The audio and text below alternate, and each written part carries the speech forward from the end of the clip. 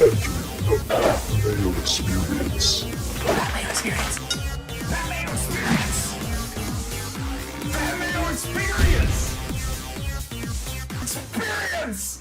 Welcome to the Pat Mayo Experience, presented by DraftKings Genesis, Scottish Open Picks, Bets, One and Done, plus a look at the betting board and already in with some bets, so might as well talk about those for the Barbasol Championship alternate field event. Both of these events this week are co-sanctioned between the PGA Tour and the DP World Tour. Never a bad time to get in on FantasyNational.com. However, if you want to take full advantage, I highly recommend waiting until Wednesday this week and going to FantasyNational.com/Mayo to get yourself that 20% off the weekly membership. It'll be $8 after the 20% off. Then you get Wednesday to Wednesday, which means you get Scottish Open, Barbasol, and Open Championship. Jeff, do they have another tournament next week? Is there like the whatever alternate event? See, I was thinking that also, but probably not. If they moved up the Barbasol, like there's not a full another subfield to my total understanding. I'm sure they're teeing it up on the Corn Ferry, but which they might not even be doing this week. No, the Barracuda is next week. So it's 4 tournaments for the price of 1 on Wednesday if you go to FantasyNational.com/Mayo, because the Barracuda and Open Championship are both next week. This is the alternate swing on the PGA Tour. What a shit show. You know what? What do you hate? Honestly, you want more golf is bad for you? I didn't say it was bad. What I was going to say is it can get expensive. Because like you, Pat, I've made 2 Barbasol bets today. I haven't made a single Scottish bet. Neither have I. I looked at the odds and I was like, there was one guy that I really liked, and then I was like, I'll try to find him at like better odds. And it seems like his odds have crashed. More on that in a second. Let's talk about John Deere Classic for a minute. We can even talk in the Maiden Himmeland as well, or LIV London, if that's a spot that you want to go to. I did find out this week that there's a marketing company direct messaging people on Twitter to tweet about LIV. They're offering like $40 for 10 tweets a month, but you got to sign a 5-year contract. What do you think What do you think the chances are that these people contacted Tim like 3 months ago and they're paying him a little bit more, and that's where this like pro LIV stance came from? That is very possible. That is one of my theories. I don't think they ever read my tweets because they've contacted me a few times. And I'll be honest, like I probably could be bought. Like a lot of LIV players were bought, but that's not even close to the rate it would take to like buy me, I guess. But yeah, Tim is probably taking this deal. Tim, I don't know. I don't really understand Tim's whole thing with LIV. Like I get liking LIV, I get like being a fan of it, but his whole like above and beyond is weird to me. It's weird to me. Yeah, it seems like a troll for troll's sake, but you never know with him. Yeah, you do never know. And like it's a lot of his like, here's the thing though. A lot of the actual points, like I don't disagree with in a sense. Like, yeah, like watching Cam Smith, Patrick Reed, Brooks Bryson, like it could be more entertaining to a lot of golf fans than the golfers who were playing the John Deere as the LIV schedule sets up often in that sense. But Tim, like he's making this case like he doesn't even think these events should exist. And that is how do you put this? Like as golf fans, we enjoy these events because it allows a lot of times it can be opportunities for dime a dozen players to just grab their wins and grab their cards and their exemptions. But these events serve as stepping stones. And even if they are like sub AAA events, that's okay. As long as sponsors want to front them, like that's okay. I would tend to agree. Like I have nothing against what's going on here. The part that I don't like is pretending like, I don't know, Chase Koepka is a top 10 golfer in the world. Like, man, these fields are stacked. Like, look at the back end with James Peon. It's like, all right, man. Like, there's like 10 really good guys, 10 pretty good guys, and 20 guys no one cares about. Although I did see Paul Casey still WDing from events, even on LIV. Yeah. That's totally out of my realm. I didn't really see any of it, but you kind of nailed it. There's like 10 really good guys, 5 okay guys, 2 prospects, and like 4 guys that could still be in PGA fields. Like maybe more, but like the, like Brendan Steele and like those types of Kokrak's, like sure, they could still play any event and have like good medium odds in shitty fields. But that's why when it comes to this merger, that's still like a year plus away. Like, what are we really talking about? Like 14 players like being affected here? Like Graham McDowell in a year and a half, like wouldn't even make a subfield. Yeah, he's probably gonna be on the seniors tour, isn't he? How old's so old's Graham McDowell? So that's actually, thank you for bringing that up. He's only 40. He's only 43. In all of this discourse, I am happy that I haven't seen an announcement or anything that this will now allow these guys to play Champions Tour. Because all those guys, it's like, wow, that means all these like your Westwoods, your Sergios, all those that like guard on the European Tour Ryder Cup team. It sucks if none of those guys could play Champions Tour in a few years, like when Louis wanted to like tee up 3 times a year from the farm, or Charles. Like it was a bigger blow almost to the future of Champions Tour than it was to PGA Tour. No, that's a silly comment. I don't mean it like that. But I mean, like the PGA Tour event, like talent-wise, they were still going on fine. At some point, there'd probably be a huge void in the Champions Tour. I don't know. I'm just happy that it seems like those guys will now be allowed back in or be eligible for Champions Tour in 7 years for Graham McDowell. Yeah, and 7 years for Sergio. Westwood is 50, so technically he could be playing on the Champions Tour right now, though he's making a lot more money playing on LIV. Let's talk John Deere, though. I actually ended up watching a bunch of it because I was streaming it on the plane, and like I bought internet on Sunday to because I was flying back. I had a 5-hour flight. I was like, perfect. I'll crank out some TPC Deer Run here, watch Adam Schenk coast to a victory, and let that be that. And by the time I logged on, like Straka was 40 under par for the day, and Schenk was even on the front 9. I was like, well, that's what you get when you bet on Adam Schenk. But great news for Straka. It's funny, you had kept bringing his name up in terms of Ryder Cup. And I don't want to do this Ryder Cup thing every week, but it was a big week for Europeans as it pertains to those final spots in the Ryder Cup. Because as we've talked about, there's 8 spots that are essentially just locked in at this point. And then it depends on whether or not like Yannick Paul can hold on to his European points and be good enough by the time. But we still have like 2 months to go with this. And the Open Championship, like we're really heating up with the big parts of the European Tour schedule right now and where a lot of guys are going to get in. But Straka wins.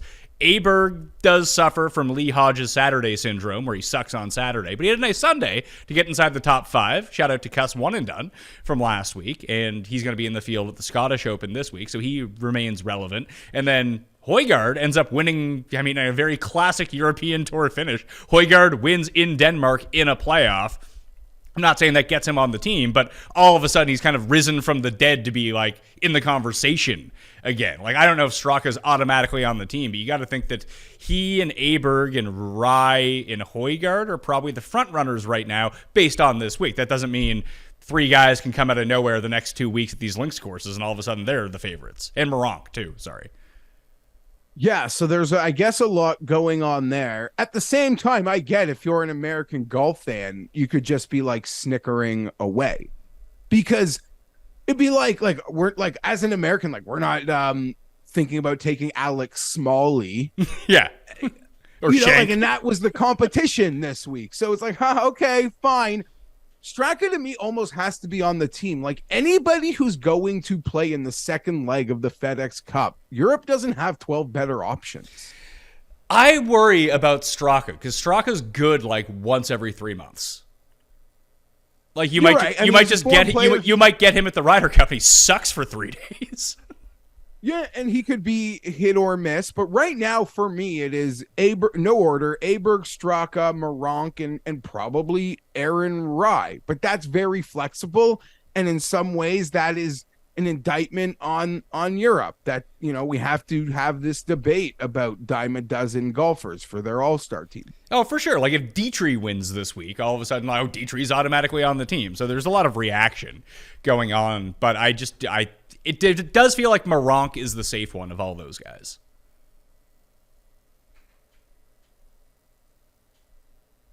Yeah, I mean, yes, he'll like. He won at the course. He won at the course, and he's won 3 times in the past year. Yeah, so that he should be safe. But again, like form should probably really, really matter. You know, and we will see. Like you said, if Dietrich, Hogard, guys get hot, like I don't know, Alex Noren goes on some miracle run, Victor Perez, like now we're in the shits. But that's sort of where, you know, just adding a couple guys to who you were debating would probably put them behind the guys you were adding up there. But yeah. I get it was the John Deere. Like, I don't even care about the shitty Saturdays. To me, that's not even an indictment on Aberg.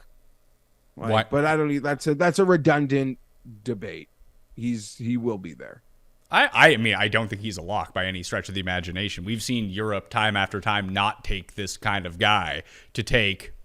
The problem is all the guys that they would normally take are now gone. Like, before it'd be like, oh, Sergio is shit form. We're going to take Sergio over whoever it might be. Thomas Peters, although they did take Peters that one time. But like the Euros tend to skew older by and large with their captain's pick versus younger, although they just might not have the depth of talent that they used to, so they got to go this way.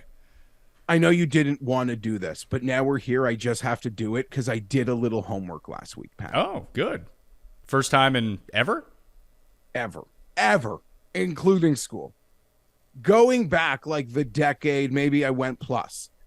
These are also rans, like dime a dozen players who in the moment were deserving. But this is just a list of dime a dozen guys that Europe drags along to the Ryder Cup. Can I guess? Can I Family Feud guess this? Yes. And I would say one of these guys may have even made like 2 teams in a row.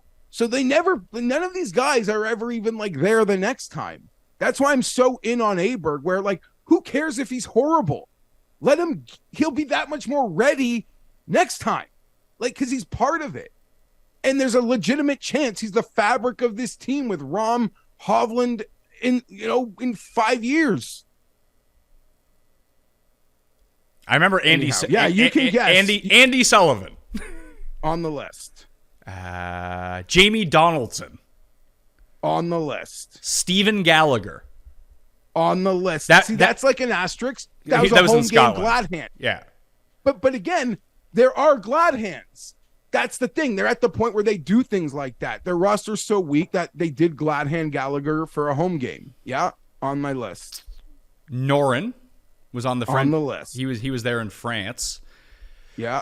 Both Molinaris one year. I mean, at least one of them, yeah. Dodo's on the list, but I don't put Francesco as like a dime a dozen. No, but Mateo Montesaro was on one of the teams too, I think. That I might have even missed. That might have been like 16 years ago if that actually happened. I don't remember if it happened or not. I'm trying to think about the ones this weekend on the Challenge Tour. Oh, Jesus Christ, on the Challenge Tour? Really? He's on the Challenge Tour? He outdueled, I think, Alex Fitzpatrick. What was Alex Fitzpatrick qualified for the Open with the sweet chip in? I saw that. That was one of the fun clips. That was a fun day. I wish that the Open qualification got the same sort of hype as the longest day in golf to qualify for the U.S. Open because it's just as interesting. Yep. I'm trying to think now. There's like absolute goobers, isn't there? Did Ross Fisher ever make one of these teams? Who's playing great, by the way. Is he in the field at the Scottish this week? He just missed out on qualifying for the Open Championship with a double at the 18th in Himmerland. 500-1, Ross Fisher this week in Scotland. He's strung together like 3 good weeks in a row. Yeah. This one was just like a fire Sunday, but yeah, I'm not debating that. What, this week? No, it wasn't. You said he just double bogeyed the final hole. Yeah, but he was like unconscious. He birdied 5 holes in a row. I mean, he went 66, 67, 71, 66. I'd say he was like leading after the first round.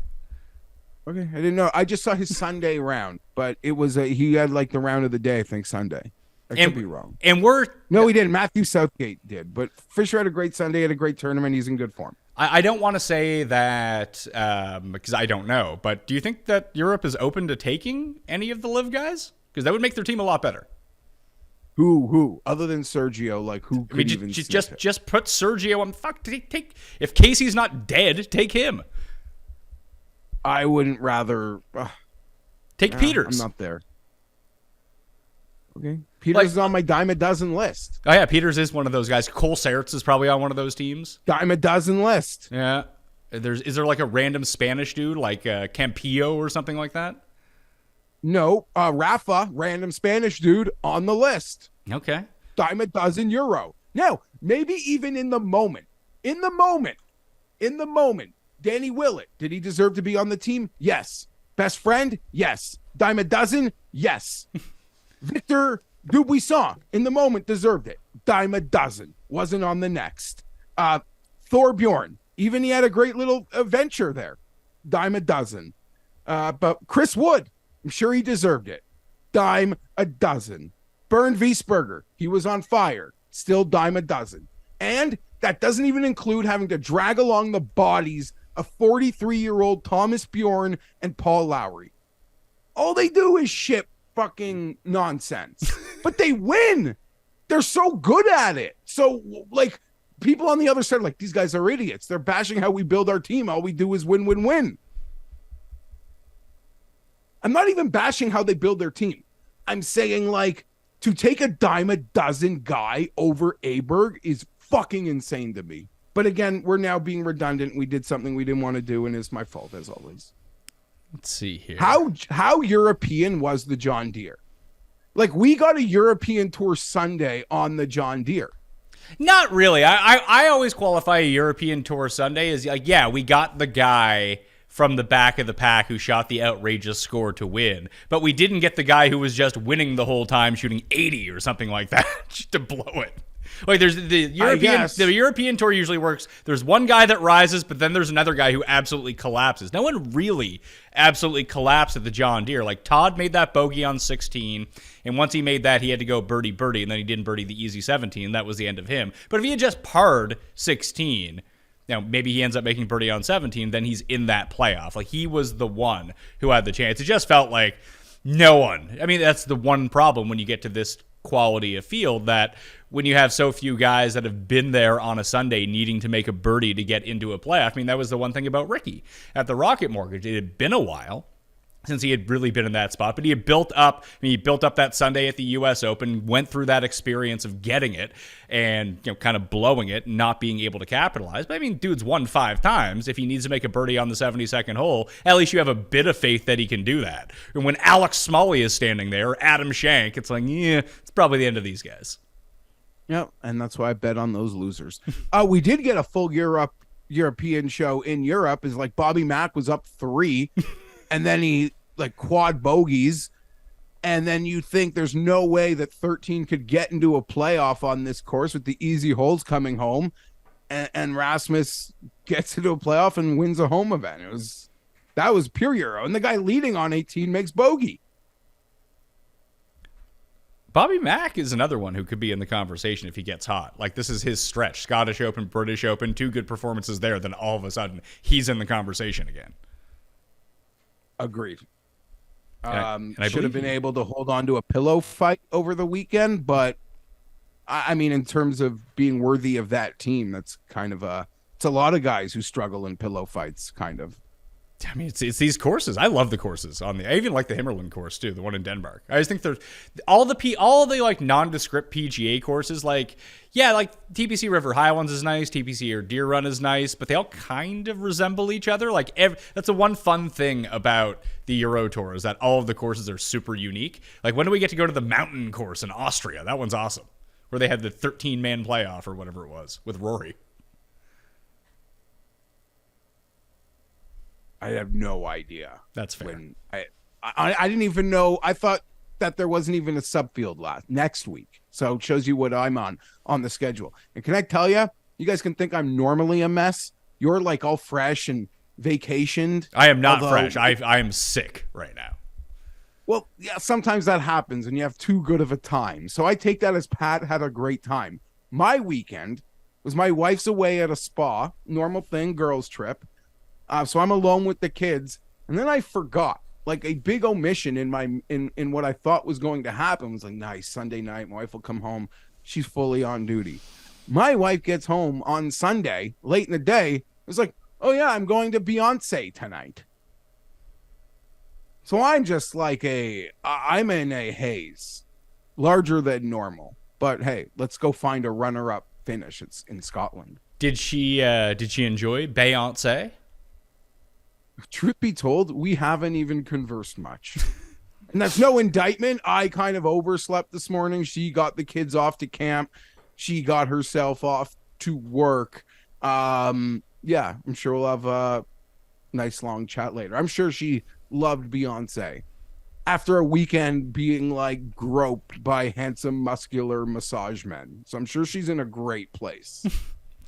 Let's move to the Scottish Open. We'll get to the Barbasol after that. You can always check the time codes. Once again, smash the like while you are here. Sub to Mayo Media Network. Sub to the free newsletter. And we got some special shows coming out over the course of the next week. I mean, we're going to ramp up. It's the final major of the year, so we got to go hard with the content. We might have we have at least 5 shows. There might be 6 straight days of unique coverage coming for Hoylake. Tomorrow, though, Jeff, is the Elite 8 of the Best Sitcom Bracket. Gary and I recorded an episode about our 3 favorite episodes of each of the 8 remaining shows. So you can vote on that starting this evening or tomorrow morning, whenever it might be.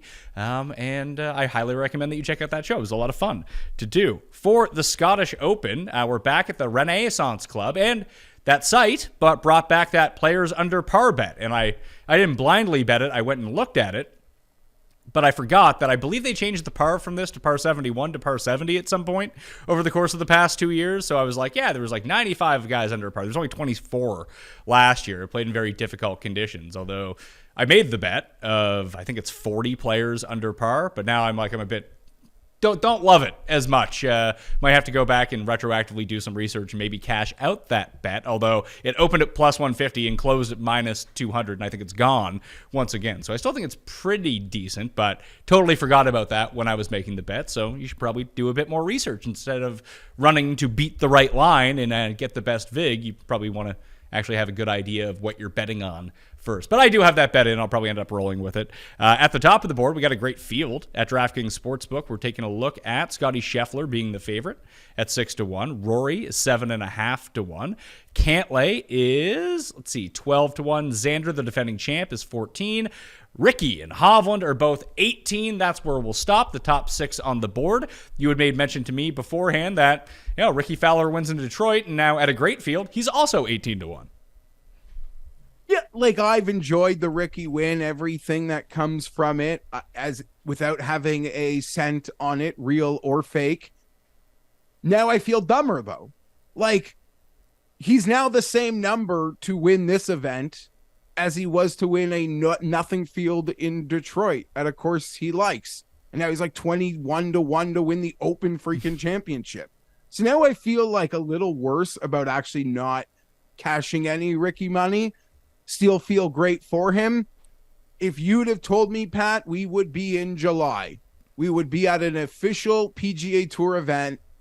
My boy Victor and Ricky had the same number. My first thought would have been like, oh my God, what happened to Victor? Right? Let's go. I mean, this is great. I don't really have a bet here. If I had to pick from under 20-1, I mean, I got my nice Hoylake Victor. I don't know if I need to protect that. This course could be too easy for Victor. Cantlay is always a guy, like, I don't think I'm betting, but under 20-1, he'd probably be my pick at 12 or 14. It's really tough to get a gauge on what's going on because last year, it played really hard last year. And a lot of that was to do with the course was completely dried out. This year, there's been a bit of rain, so it's going to be a little bit softer. But you can get these. That's the scary thing about the players under par bet is that you just hope that it gets there by the cut line. Because if it doesn't, you might end up with one of these 45-mile-per-hour wind rounds. Then everyone shoots 76 and you're fucked. So I hope that doesn't happen. But looking back at it last year, Fleetwood's played played this course really well. He was 4th here last year. He lost in a playoff to Aaron Rye 2 years ago. And to look at the very top guys, like Cantlay was T4, Xander won it. I don't know. I don't know if I can really get there with anything. Scheffler missed the cut here, I believe, at this one. I remember betting Spieth at this last year, and he like gagged it on the final day. That's just my recollection of what was going on. Yeah, and Xander, yeah, you mentioned the huge comeback. And I believe this is where the Ryder Cup was, where they took Gallagher. At the Renaissance Club? Yeah. Ryder Cup Scotland. No, it was at the Century course at Glen Eagles Hotel. That says in Perth. That doesn't make any sense. Oh, yeah, Perth and... No, Glen Eagles. It was Glen Eagles. Glen Eagles. Yeah, so yeah, not sure. that now course. That you said that. Maybe, I don't know, Renaissance, they've been back here a lot. Yeah, I don't really see myself under 20. Rory feels due. He plays well. He contends. He doesn't win. He should be comfortable here. You would think so. And, I mean, Rory has a pretty good track record of closing on the European Tour so far this year. I think he's 1 for 2. Or 1 for 1 when he beat Patrick Reed over in Abu Dhabi. Oh, yeah. What a great win. We had some really great, like, win moments this year. That still has to be one of them. Or I don't even know if that counts as last year. Was that January or December? Probably January. I don't see myself getting anywhere under 20. The problem though is, Pat, is this tournament's going to start. A lot of people are going to be making their bets in those low 20s, and then we're going to be mad at ourselves for probably not just paying up for a nicer meal, because it feels like these guys behind could be a little short too.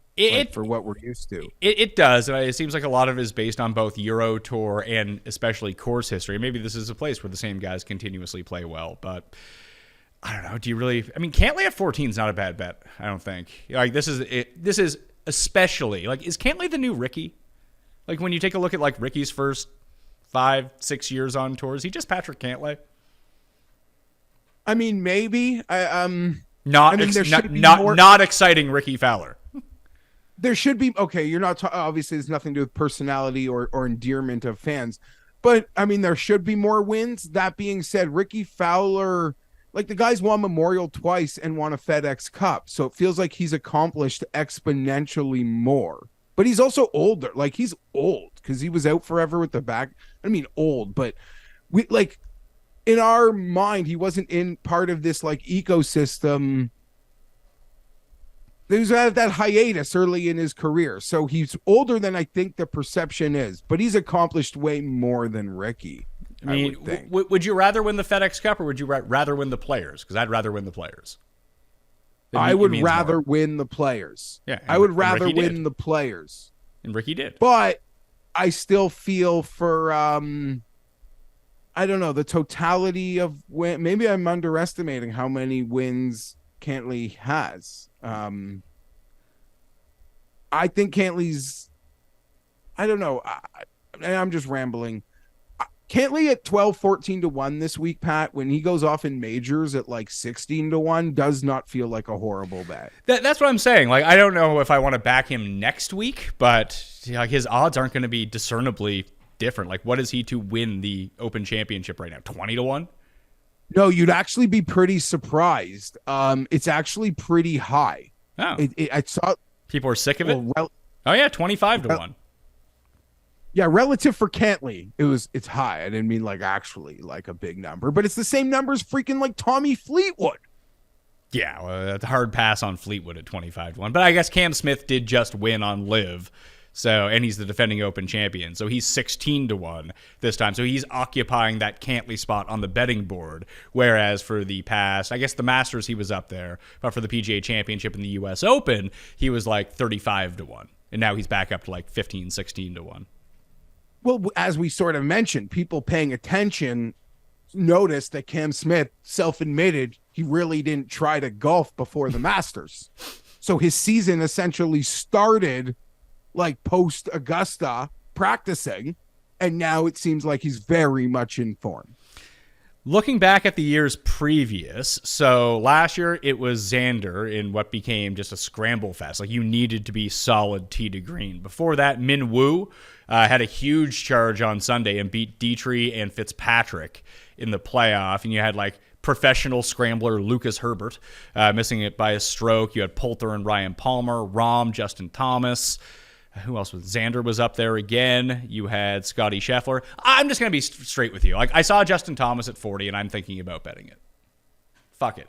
Maybe go to Scotland, get your game back.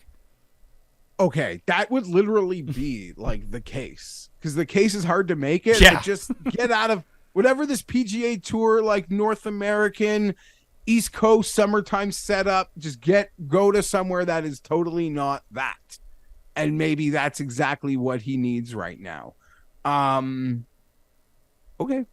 Congrats. Like, I haven't bet it, but it's just like, I looked at the board and it's just like, all right, that makes sense to me. Just get him in a completely different situation. You know, I think we talked about this on last week's show. Just like maybe a switch to somewhere where it's not just driver wedge every single time. You have to hit some like low stingers, get a bit creative with your shots. Like, almost like the same thing where Spieth was always good at the Open Championship, even when he wasn't playing well, just because like it triggers a different part of your brain. I'm just, a 40-1 bet on Thomas. I can see it happening. At the same time, I can see him coming like dead last. And you haven't been chasing it. No, I haven't bet on him once. Yeah, you're not one of these guys that even like as it got to like, I was part of it, Pat. Like, when it got to like 25, like 30, I'm in. But I also got off quickly, realizing something is not right here. And obviously, even the Travelers' successful weekend wasn't enough because Detroit became a shit show. I don't think I'm tailing it. But I'm also like not really interested in betting Min Woo Lee shorter than him. That's a lot of the problems this week when I was looking and trying to mine value from the board. So outside of the top six, and now I have the Open Championship pulled up. Let me get back to the Scottish Open. Here we go. Hatton is 22. Fleetwood's 22. Fitz is 22. Spieth is 22. Wyndham Clark is 35. Then you have Shane Lowry, Min-Woo Lee, Max Homa before you get to maybe some of the range that I actually do like a little bit more. This 40 section has Thomas at 40, Rose at 40, Tom Kim at 45, Sung Jae at 45, Burns at 45, your boy Ludwig Eiberg at 45, and then it's like Connors and Adam Scott both at 50-1. That's that little mini range from 20 to 50. Could be, I mean, this was the spot where Tom Kim broke onto the scene last year, basically at this course. He's been playing a lot better golf recently. I mean, he didn't play all that great in Detroit, ended up missing the cut, but the approach was back at the U.S. Open. The approach was back at the Travelers Championship. When we see him at the Scottish last year, he ended up coming inside the top 5 at huge odds. Now he's back. Thomas is here. Probably don't love Aberg at this, but Rose is someone, I mean, he should have won in Britain 2 weeks ago and just kind of gagged it away after a great first round. I think that he could be most definitely. He's been over there for a while.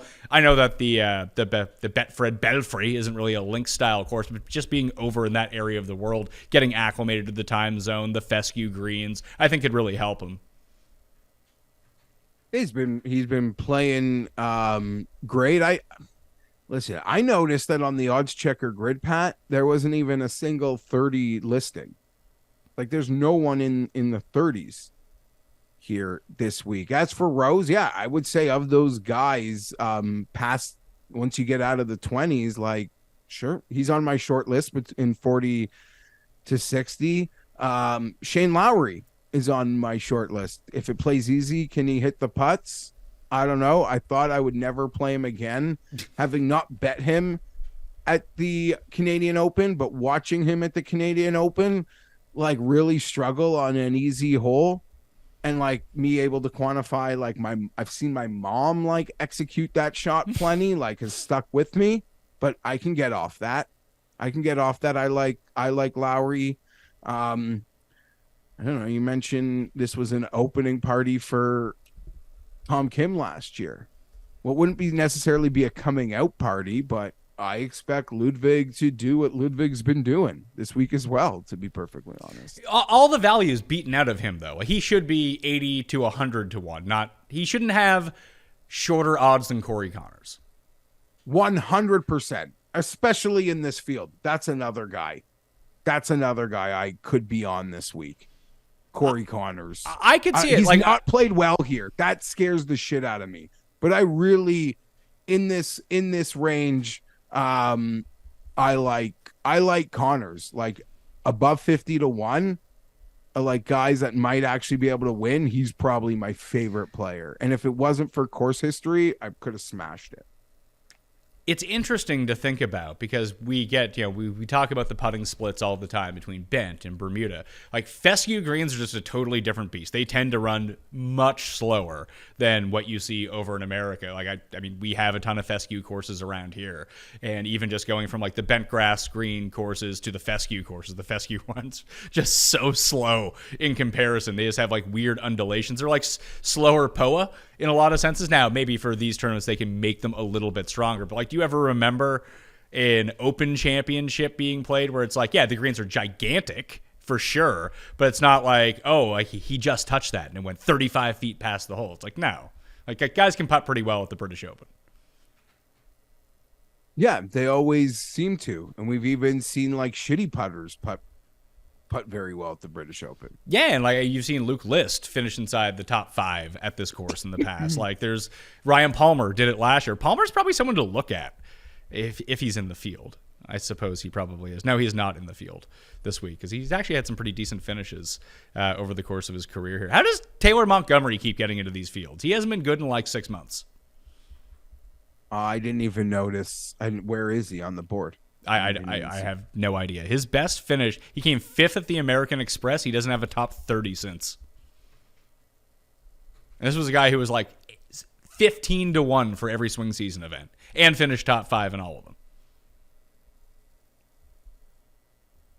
Interesting. How do you feel about Hatton? I like Hatton a lot. I know we kind of glossed over, like sort of made a joke about Tommy, who never performs as chalk. He does not do well as chalk. Look like Wells Fargo, just total. And then like when he's chalk, it's almost Pat. I almost hope Tommy Fleetwood shoots an 81, and then nobody wants him next week, and his numbers can go up. I'm thinking this range of Hatton, Fitz, Spieth is the range that we need to be looking at. That's kind of where my eyes were immediately. It was more like Hatton, Tommy, Spieth. Hatton, Tommy, Fitz. But I totally see how Spieth is a perfect fit here, and you could interchange any part of that. What has Jordan been up to anyway? I feel like I've just kind of lost the thread on what his season's been up to. Jordan Spieth. Let's see here. Kind of out of sight, out of mind. Yeah, he hasn't played since the U.S. Open. That's why, and he missed the cut there. So it's been he had a bat. What? No, I think he was at Wimbledon last week, hanging with like Zalatoris and Justin Thomas and Ricky Fowler. Fitz, Fitz has lost in a playoff here before. He historically plays pretty well here, and get Hatton on fescue courses. The guy's already putting lights out. He's having a fantastic year. He's been the best player in the world without a win, by my math, at least. That's what I mean. It was almost like the argument. Not even the argument in discussing, the Fowler season. It was like, well, so many guys are playing great that haven't won this year. Cantley and Hatton sort of topped that list. But I would agree. Hatton is probably statistically the best golfer without a win. Winning is really hard. I don't even know if this number is probably trying to see what is, he's probably super short for next week, which would make me more inclined to be happy to bet it this week. What is he, 30-1 next week? That's not a bad number. 28-1 on DraftKings next week. For Hatton? So, yeah, I'd rather bet him at 22 to win today than next week at 28. Yeah, I would agree with that. And never. What do you mean, never mind? You can say what you mean. Well, like someone made someone made a comment that I'm a worse bettor now because I value farm, and I didn't used to do that. I don't really think I value farm. I don't. And there's a case that you're just as bad now as you've always been. Thank you. Like shit. Ricky Fowler wins at 18-1. I start my card at 60 with with Taylor Moore and Small, or I don't know, and Aberg. And I'm a value better because I did bet the chalk at the fucking Detroit. No. You really let one person's internet opinion affect you, huh? No, I'm not, I don't think I'm like, I don't think that's even possible. I assure you, if you looked in my pendings, there'd be nothing that screams value better. And like you, I'm now stuck on the Open Championship page, so we gotta find our way. Let's circle to the. So is it Hatton? Is it Hatton? What about just Hatton and Cantley? Just call it a week. I was thinking Hatton and Fitz. Maybe Cantley though. Yeah, Cantley, Hatton, Fitz. There's 3 of them. Yeah.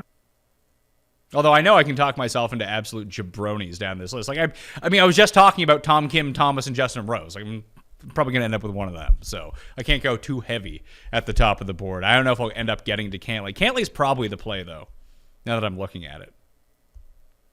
Cantley. Tom Kim of your list there is probably my favorite. Tom Kim and Connors are my favorite north of 50 to 1 golfers. I mean, Tom Kim, I'm seeing at 45. Connors, I'm seeing at 50. Okay, so that is kind of cheating. I cheated. Yeah, no. In that range, if I avoid the top, it's like Connors, Kim, Lowry, and if I think the course is going to play hard, Adam Scott could be on my radar. Okay. If you think the course is going to play hard, you then want Adam Scott. When was the last time Adam Scott won anything? Never. Long effing time. But I don't know. You want to play Adam Scott at easy courses? I mean, do I want to play him at hard he's courses? Putting better. I guess, yeah. Why would you want to play Adam Scott anywhere is probably the fair rebuttal. But I didn't. Not necessarily complaining about the odds this week because there are weeks where like I truly do complain. Nothing is popping here for me like it did at the Barbasol. Yeah, that's true. There was 2 names at the Barbasol that I looked at. I was like, oh, those are good odds. I'll bet those. Let's go to the 50 to 1 plus range. I mean, Aaron Rye 75 to 1 on DraftKings. That's by far the best number. DraftKings is hanging some good numbers across both tournaments that are just better than market everywhere else. But I'm probably going to bet Aaron Rye at 66 to 1 on my book. I would much rather bet him at 75 to 1. I might play that with the each way though. I wrote him up for my column on DraftKings Network now, as they're calling it. No longer DraftKings Nation, DraftKings Network. That, he's won this tournament in the past. That's always a bonus. He loves coastal courses. He loves putting on fescue. He loves links-style courses. And he's playing great golf once every 2 weeks. So if you're someone who just really sticks to the trends, this is going to be a bad Aaron Rye week with his irons, because over his past 6 tournaments, he's gone losing with his irons to at least 6.7 strokes gained with his irons every second week. And this would be the second week, so technically he'd have to lose with his irons at this point. But he's putting well for the first time in ages. He's gained in 3 straight. The irons continue to click. The short game is clicking. The driving is clicking. I think it's a pretty good number for a guy that I think is starting to play better in America, but plays really well in Europe. He's very consistent. And he's been very, like, how do you put this? You almost like he's been as on top of first round leaderboards more than anybody. Who did you used to always, was it Charlie Hoffman? Someone else that used to be obsessed with? Munoz. Yeah. Then he went to LIV. He should be the new, I know a lot of people, I mean, this isn't like a new thing. And you're late to the party. And I don't bet first round leaders, or I feel like I should have been, so I don't feel like I'm missing anything. Yeah, I mean, I could vouch for his consistency.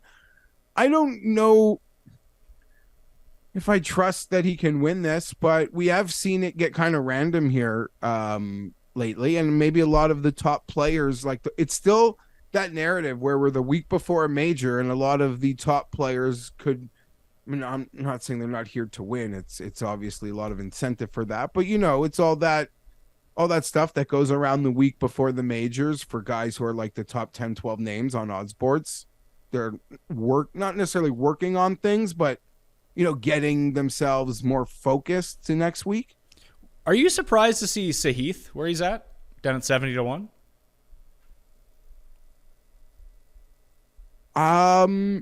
Has he ever played here before? That I do not know. I doubt it. Let's see. So yeah, I don't think. I No, mean, I he could hasn't. see guys. I mean, in that case, no. I mean, there's a lot of unknowns and there's a lot of variables to how these sorts of things set up and play. Was he in the Open last year? I don't believe so. Let's see. The Open. Yes, he was. He came 34th in the Open last year. Well, so great. So kind of, yeah, happy I asked these questions. It's always good to have those first runs. That's not something I'm into. I'm seeing Alex Smalley. Apparently they dropped huge numbers on him this morning, Pat, that people were all over, like double what it is now. I can see that being the case. He finished inside the top 10 here last year. He's down to 65 to 1 in this field, so I'll take a hard pass on that. So you got. I think our friend Tom Jacobs, I think like at the gate mentioned he got placings on 140 to 1. That I would do, but that I cannot do, so I'm not going to bet him at 65 to 1. Oh yeah, no, now I'd rather bet Tom Kim at I'd rather eat the points, bet the guy, like I said, Corey Connors. There's other guys in this range. And I'd rather Smalley's in a range. Now Smalley's in a range with guys I just would bet way more than him. Yeah. But once we get back to if he wants to play in the 3M and have fun, I'll be back because I was on Smalley last week. I thought I might have had something, but no, Sep Wagon. Instead of Smalley at guys at deeper odds from this range, I mentioned I like Aaron Rye. Moronk is sitting here at 75 to 1. If you only look at his PGA starts, they're not fantastic by any means. He missed the cut in Canada, he missed the cut at the US Open, but he rebounded nicely. He was 3rd in Germany, he was 15th at the British Masters over the course of the past month. So he's starting to get his game back. And like I said, the dude just wins a lot on the European Tour, and he won in Australia as well. So, get him. He's like prestige worldwide, wide. Adrian Moronk, and maybe he needs to do a few things now and have a top-end finish here to get himself back on. Kitayama would be the other one. He was 2nd at this tournament last year. Dude, I remember I did the research show for the API, didn't bet him, didn't play him, and it was like, yeah, Kitayama loves coastal courses, and then just forgot about it. Dude loves coastal courses. He's won a bunch of times on the European Tour on coastal courses. Why not Kitayama at 90 to 1? We know we can win. So that would have been the name that I would have given you, and deep on the board in front of 100. I don't think I'm going to have any money to bet 90 to 1 this week. And based on where my headspace is, where that card is going, seems like, how do you put this? I can rant how like nothing is fair. Even if you think an odd is fair, nothing here is fair to guess which of 150 guys is going to be the best and luckiest golfer of the week. Who's the most popular player? The book should just feed us like a 10-point boost and say, go have fun. Like chase it, go have fun. Clowns. Kitayama, I'd argue, might be like one of the fairest odds on this board. I'm still not betting it, but that would be the case. He's played well here. Well, but I'm not touching it. You get like the Seb Straka syndrome with Kitayama, where he's going to be inside the top 5 or he's going to be dead last in this tournament. It's outright betting. That's better than the other guys you're going to pick at 90 to 1. Like that. That's all you can ask for. Who gives a shit? Let's see here. Trying to see if there's any trends among winners. Xander was top 10. They've only played the Renaissance Club for 4 years, so this isn't Castle Stewart with Ricky winning. So Xander was 10th, and then he won. Minwoo Lee was 30th, and then he won. Aaron Rye missed the cut, and then he won. Who am I missing here? I guess that's everyone. Who won the first year that it was here? Well, Wiesberger won the first year that it was here. So he's on LIV, so he's not going to be in the field. I thought it was strange. Okay. You know how some of the LIV guys can play in the Euro Tour events? I thought there might be some sort of challenge that where this is a co-sanctioned event with the DP World Tour that like Patrick Reed would try to play. I wish. It'd be nice. My memories of this place, outside of last year where we acknowledge it got really hard, is that the winner is just hitting it to 4 feet. Like a ridiculous amount. Maybe that's every week on the PGA Tour for the most part. But I mean, when Rye won at 11 under. Now, the Wiesberger year, yes. Like, there's been 2 victories, I think, like -20 or better. But, like, the moment the wind picks up, it gets incredibly difficult. So I think guess that's what? just I'm thinking I'm betting closer to the top, and like that's when you have the variable of weather. I don't know. It could just be such a kick in the nuts. I would leave some ammo for a live bet here. I mean, I saw a couple people tweeted me that they hammered Seb Straka after round 1 because like everything pointed to his approach play was just on, couldn't do anything else. Like, fuck it, 150 to 1, might as well roll the dice, and all of a sudden he gets himself back into it. Is there anyone from beyond 100 to 1 that you like? Yes, but I would need a duck as people threw pies at my face. Thirsty Lawrence, 250 to 1? No. Probably less embarrassing. Max Keither? It's an outstanding course history. So just acknowledge that before you laugh at me standing for my boy Detry. Oh, of course, yeah. Every week. Every week. Yeah, you got 100 to 1. Yeah, I don't know. I feel like he's got a lovely few runs here. What are Bjork's odds? Like, I'd rather bet him if he's like a better number. Obviously, it's probably way better. That guy is just training top 10s, top 5s even. I bet him last week, and then all of a sudden, he had a tear. Was there like a massive wind split day 1 in Denmark? Because there was a bunch of guys who were like 5-6 over par, and they all rebounded for the rest of the week. Bjork I don't think he was 5 over, but I think he was like 2 over, 1 over after the first round. He's actually only 110 to 1. He has lower odds, higher odds, lower odds. Anyway, he's 110 to 1. Detry's 130 to 1. They are not letting you and Sky at the European Tour Sharks get them on Bjork this week, eh? 110 to 1. I guess not. I don't know, because truth be told, I didn't pay any attention to that tournament till yesterday morning, but I was watching when they did a walk and talk with Bjork, who wasn't like in contention, but in the middle of a lovely Sunday round to keep up his world-class form at the moment. And he was just gushing at how great he feels over the golf ball. Is there at the moment. I mean, I guess Aberg would have won this bet last week because I think he ended up better than Blixt. But Bjork as low Swede versus Aberg might be a nice bet. So there's a few of obviously there's probably random ones that we're unfamiliar with, but yeah, so your competition would be Norin and Norman. I think Norman's playing Barbasol. Oh, yeah, you're right. 40 to 1. I remember I saw his name on an odd board. Let's see. Yeah, I don't see Swede.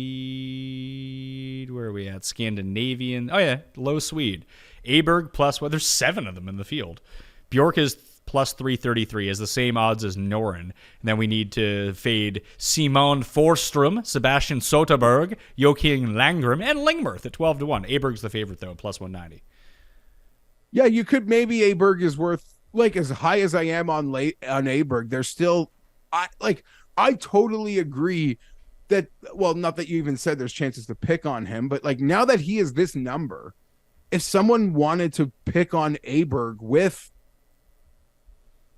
I don't know, prove it, like any of those guys, I don't know what the heads up matchups would be. I wouldn't like totally be against that. I don't think that they would have a heads up matchup. I just didn't realize there were so many Swedes in the field. Like I thought essentially you'd be getting a 3-ball, not a 7-ball. Yeah, you're playing, but it's the co-sanction, like you mentioned, Forsström, Soderstrom, is a bunch of randos. Yeah, but you might get taken. I mean, this if this is a co-sanctioned PGA Tour and DP World Tour event, you know, I would expect some of that DP World Tour insanity to creep into it. We're gonna end up with like 3 guys like we legit don't know what country they're from inside the top 10 at some point.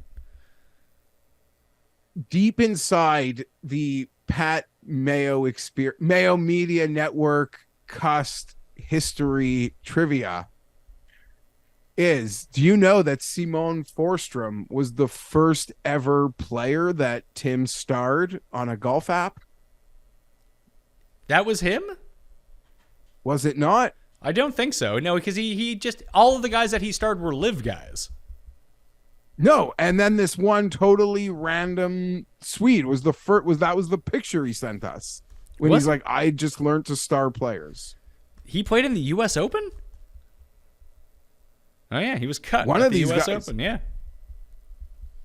There he was. He won Memory can be earlier this shit, year, I but think. sometimes Yeah, that's a good one. That's a good pull. Bjork, by the way, probably has the best form of any player entering this event.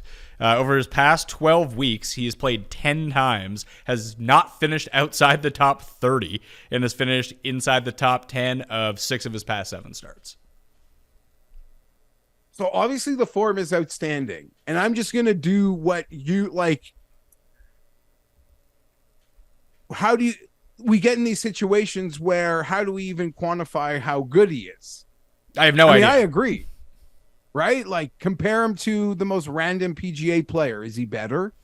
You see, that's an interesting one because I don't know. Like, is Lucas Glover or Alexander Bjork a better player? Couldn't tell you. I would trust Bjork more on a Scottish Open style link scores than I would like a random PGA guy. Like, even if he is objectively he has lower talent than maybe some of the PGA guys, I do think that there is a bit of an equalizer playing in Europe.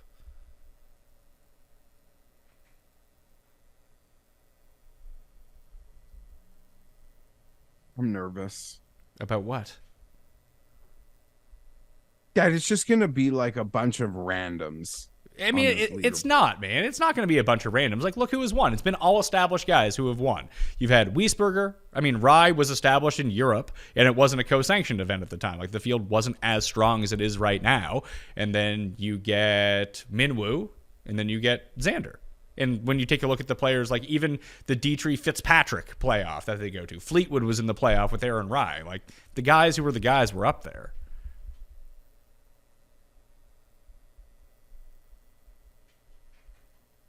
Another Fleetwood playoff memory. Not a good one. What'd you think of the people touting Cam Young for the Open Championship this week? I would say that St. Andrews is a much different course and is kind of an outlier in the Open Rota from what we see at most Open Championships. And it's probably different than Deere Run, you'd say? I would say maybe a little bit different than Deere Run, potentially. So, hey, a lot of uneven lies at Deere Run. But when you go back and look, like, what was Cam Young's best performance basically this year before this week? It was a top 10 at the Masters. Where else did he? Who plays well? People who play well at the Masters tend to play well at. Yeah, just let me fucking finish. Go ahead. I just said. Where did he play well? That's. I was trying to make a point. But no, it's fine. No, make it. Don't worry about it. Don't worry about the point. Okay, then I'll say I'm not here for it as it pertains to next week, but I think it is good. Like, he acknowledged he made like some changes with his putting stroke and his fundamentals, or his technique, sorry, not fundamentals with putting, and it seemed like it's been working. Although we've seen like even the worst players, like you get a new putter, you make a change, like you have this amazing first week. I don't know if it can mean anything there is sustainable. Potentially so. I might play. No, I don't care about the point anymore. Bjork, I can play with an each way extra, get him to top 10 places at 110 to 1. That might be a bit more palatable for me because I don't know if he does have the juice to win this tournament, but he keeps reeling off top 10s. Yeah, it should be comfortable, and like you said, he feels outstanding right now. So he's got all the feels. You know, even that placing could be a big ask, but I don't know. What do I know? I'll be betting chalk. Okay, I think that'll do it for the Scottish. You want to jump over to the Barbasol? Yeah. Another shrimp on the Barbasol? The Matt Wiley Open? See, has Wiley become too big time where he's now abandoned the Barbasol to like go play in the World Series of Poker? Is he playing in the World Series of Poker? I know he was putting out feelers where like, should I go? Should I not go? And then it looked like he decided to go. Well, it's in day 4 right now as we're recording this, so I don't think that he's playing. Shout out to okay, so he's at his Muskoka estate. which is also amazing. I'd love to go to. Potentially so. I mean, just call him up. It's just north of the city from you. But shout out to Scott, who is, watches the show. Had me as a guest at TPC Vegas with when Rick and I played with him down there. He's like one out of the money right now, I think, at the World Series of Poker. I mean, maybe he's in the money as we speak of this. Maybe he's out. I don't know. But I saw that he was getting very close to the money, and he's won it before. So be nice to see him have another deep run at the main event. It'd be awesome. Pendrith is the favorite, by the way, at the Barbasol. Should we just say should we say our bets? Just do that. Yeah. So we bet one guy the same. Although now that I've looked at it a little deeper, Pat, I think I need to tell you on that second guy. So probably like everyone on Earth who had access to DraftKings this morning bet Lucas Glover 35-1 on DraftKings. Correct, because I didn't, because obviously I don't have access where I'm at, so I went to go to mine and was like, oh, perfect, Glover. He was like 18-1. I was like, oh, fuck off. So thank you for that one. So 35-1 on Glover. I bet Merritt at 60. Merritt at DraftKings is now down to 45. So now I'm not going to copy that one because I missed the number and I was too slow, or I'm not betting Troy Merritt. I did, though, like the chalk monkey I am, bet Peter Cust at 40-1 on DraftKings, who's now down to 30. I was just playing great. It's a jabroni field. Like, I don't know.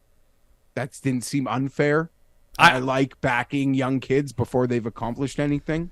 And I do like that. I can continue to call him Custy Pete or Peter Cust. It just works out so well. What is the actual pronunciation? Not that it'll matter because he's always Peter Cust. Quest. Okay. Yeah. A Galaxy Quest. I know it's a different stratosphere of number, but you have no interest in like Akshay at 30? I feel like I bet him at this number in Puerto Rico or something like that. I think he ended up coming in second, whatever it was. I've broken through a few times this year, but a lot of second place finishes. Man, what's the winning score going to be? Like 24 under? Something like that? You would think in and around that, yeah. I just don't know if Bhattia's got the putts in him here. That's every time that he putts well, it's on Paspalum. Every single time. All of the Caribbean events when he went on the Corn Ferry Tour, it was in the Caribbean. Where else did he play well this year? Mexico on Paspalum greens. Once it gets, POA, maybe he can do that. He should be playing over in Scotland. Those are slow greens. He can figure that one out. But he hasn't gained strokes putting since the Mexico Open when he gained 5.5. So he's lost on the greens in 1, 2, 3, 4, 5, 6, 7, 8, 9 of his past 10 events. And I mean, at least last week it was only a stroke and a half, but we got some in here like 7 strokes lost, 4 strokes lost. Not the type of event where that's gonna cut it. Yeah. So that would worry me. And Merritt's playing better golf right now. Tambo talked me into him last week, and he actually kind of saved my ass on a couple of DraftKings lineups, and he's won this event before. There are a few guys I could be maybe the young gun, Kevin Streelman, I think could work well here. I think Justin Lauer withdrew last week, I believe. This is his major then? He was top 10 last year at this course. Yeah, he's such a great putter. I mean, 40-1. They all feel short here, obviously, when you're used to betting these guys like 150. If you want Malnati at 50.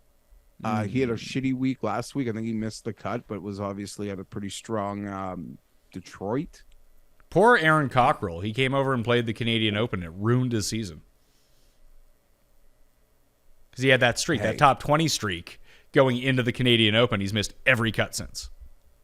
So I don't want to put that on me, but like I did walk in the ropes. He invited me in the ropes with him on Tuesday.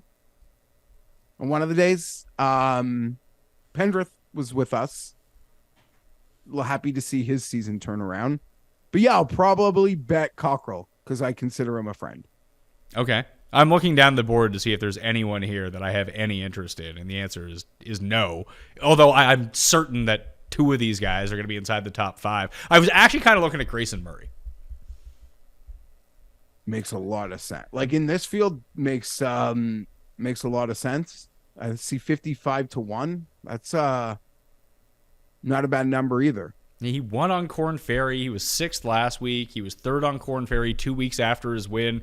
Actually playing pretty good golf. It's just no one likes the guy, so no one wants to bet him, but I don't know. Yeah, you're probably right. If he was a likable folk, he'd probably be like 30-1. Those other guys, the way he's actually playing right now. Yeah, you get the Ricky syndrome. I saw like Crazy Carl has. I mean, he missed the cut last week, and all of a sudden, Crazy Carl's like back inside the top 10 in terms of odds. Missed the cut. Yeah, he's 150 last week. I saw he's 40-1 here. Does that do anything? I mean, I'm silly enough to think someone who bets a guy at like a full field PGA event believes in him enough to win in these like shitty fields, even if it is 40-50-1 compared to 150. I would take a hard look at it. I mean, a lot of the reason that I bet him last week was for the placement points, that I thought he could like churn out a top 5, come close, and he has closed on the Corn Ferry Tour, so I wasn't worried about him if he got into it. The problem is it's a lot like Kitayama, where the longer odds are the better odds, because the guy might come dead last in the tournament. What are the merit odds now? 45. Still not horrible, but I'm now really pissed at myself For not taking it? Yeah, I didn't realize how good it was on market, and he sort of opened up about his yips. You know, that could maybe even fix his. I'm silly enough to think opening up about his yips might fix his yips. Who is this guy? Rio. There's a lot of random Euros. Yeah, well, it's co-sanctioned. Rio. This guy just came top 10 in Denmark. Rio Hisatsune from Japan. There's a guy. Here's a guy. I thought you were gonna give me Alejandro Del Rey. No, I bet on him like 2 weeks ago. He was terrible. So Rio, top 15s, 2 straight events. Britain and Himmerland. I have no idea what his odds are. I assume they're like 30-1 or something stupid. Let's see. Oh, no. He's actually down the board a little bit. He is... Oh, Jesus. 50-1. That's still not very good. Maybe we talk to Wiley, see if his boy Josh Teeter is going to play well this week. Maybe Patton got some vibes from that Georgia Bulldogs house over the weekend. Maybe. All those guys played well. Except for him. Except for him. At least apparently he won money in cards. Oh, well, that's good. Yeah. Cam Champ was pretty popular it was a popular long shot in Detroit. I'm seeing him 35-40. I don't trust him, but I'm sure a lot of people will. Yeah, Cam Champ's not really getting it done. He came 8th somewhere once, and that was basically it. Yeah, so I don't know. I have Glover at 35, Cust at 40, and I could bet that Grayson Murray 55, maybe even Malnati 50. I probably won't get to Malnati. I'll see if I can shop. I mean, Peter Cust on this one site is down to 25-1. Custy Pete is it's a big number. Big number for him. 45 is still the best merit number you're going to find, I think. He's down to 40 in most spots. Yeah, I was just looking at that. All right, let's get to the quick picks and the one and done. So, actual money I have down so far, Glover at 35-1 and Merritt at 60-1 for the Barbasol. I've kind of created a little bit of I haven't bit on anyone yet because I got to figure out. I have the left-hand column with guys I'm pretty good with. Then I have a right-hand column with guys that I kind of want to do, but we'll see. I have Hatton, Rye, Kitayama, and Bjork as the 4 for Scotland. And then I have Fitz, JT, Cantlay, and Maronk as like sort of the other column. Obviously, I'm not going to bet them all, so sub to the newsletter to find out, or watch Wednesday's show with Tambo to see where I end up going. But I think that's the lean, unless someone wants to sell me on someone, you want to sell me on someone, but that's where my mind is going at the moment. Yeah, for me, sort of at the top, I think I could be just Hatton Cantlay. And if I don't have the guts to bet Cantlay, like I don't want to go to a nice restaurant, we're going to go just somewhere nice, but not as nice, then yeah, it could be Fitz or I can get sucked into my boy Tommy. But I don't know. Fleetwood at like 20. It doesn't feel right in this sort of field strength. But maybe like Ricky, it'll just be a season where guys I love can finally win. And you down the board, Connors. Down the board, it's Connors for me and Tom Kim. Those would be guys I'm looking at. Oh yeah, Tom Kim. Let me add him to the list. Forgot about him. The Cantlay numbers are all over the board, by the way. What's the best you've seen? 14. Like they're 10 at other spots if you like Patrick Cantlay, just as a FYI. Maybe it's better somewhere. Yeah, see, Let's see. I can get 14. This guy goes off at like the Masters, the PGA, the US Open between 16 and 18. Like I feel like maybe I am a value better. Shit. Like on that angle. Like, no, okay, whatever. Anyhow, whatever. Cantley, Hatton, Chalk City, get me to the major next week. One and done selections for the week. Cust has texted me. He tried to use Rory, but he can't use Rory because he's already used Rory. He is going to use Scotty Scheffler as his one and done pick.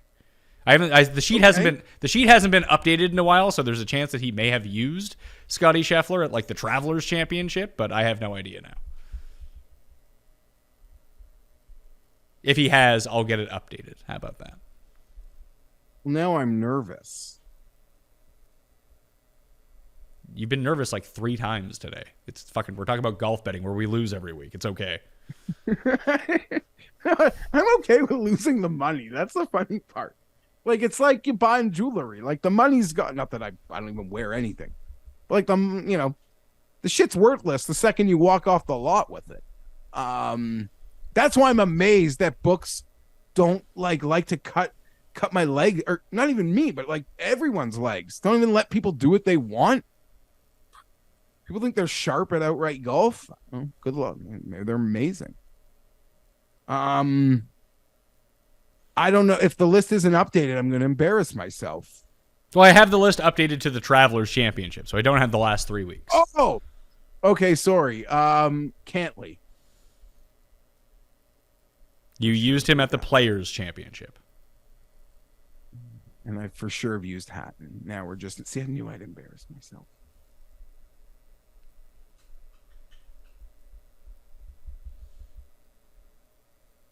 I'll use Fitzpatrick. I'm going to use Fitzpatrick because I don't think that I've used him. Have I used Hatton? Yes. Shane Lowry. Wow. You've used Shane Lowry.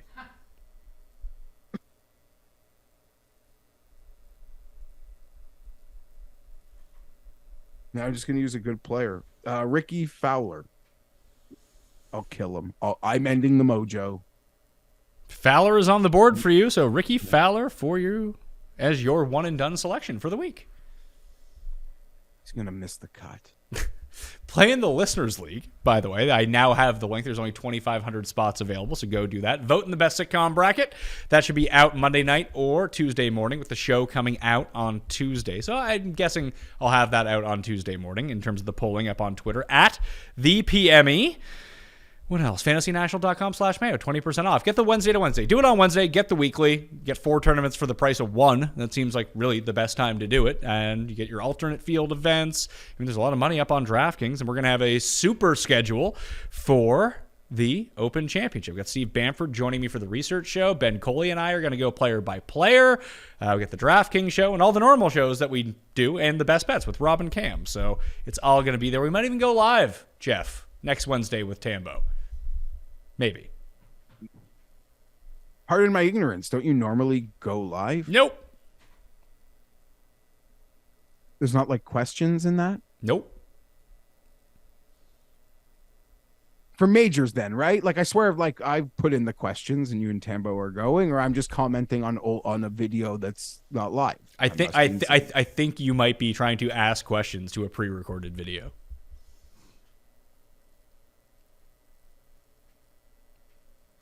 When's the last time you and Tambo were live? We actually did one a few weeks ago because we were running behind, but I think previous to that was last year. Okay, fine. At least I like in my mind, like I swear I was like part of something recently. Okay, fair enough. I'm not gonna pretend to know. I'm very excited for next week's Open, as I'm sure most people are. Oh man, that bet is down to minus 340 now, by the way. It is crazy. You've like Can I cash this out and just come up? I doubt they'll let me cash it out. I gotta go check now. I have it at plus 150. Yeah, but I have to do. They'll let me cash it. I bet $350 on it. And they'll let me cash it out for 600 right now. Almost doubled my money. you got to take that. No, If I bet the other ones, $250 for making a bet. yeah. 4 days. Paul's right. I might make more just by betting the other two because there's two options though, Paul, not one. Oh yeah, of course. Sorry, yeah. Yeah, You're right. I'll look into it. I doubt this is going back down anytime soon. You could middle that bitch. That's what I'm thinking. Can I try to middle it? Well, no, they haven't moved the number. It's still 40. They've just moved. Oh, okay. Sorry. They might move the number though. They don't seem to. They just seem to be moving the VIG. And then last week they just took it off the board, or 2 weeks ago they took it off the board. But anyway, I don't even, like I said, where they've adjusted to par, I might be going off the wrong numbers. So I might want to take a look at that before I figure out what to do exactly. But yeah, basically winning my bet already. I mean, basically I'm getting it at what, like minus 175 or something? It's not bad. Just to win right now. But we'll see. I'll let you know what I've done on Wednesday. Because if it's at minus 350 now after 2 hours, then it might be like minus 700 by the time it comes around. Get even more money from it. That'd be fantastic news. But that'll do it for us. Rest of the week, got a ton of shows. So stay tuned. Sub to the network. Smash the like to the episode. Rate and review the audio podcast. All of that fun stuff. So thanks for hanging with us. I'm Pat Mayo. I'll see you next time. Pat Mayo Experience! Experience!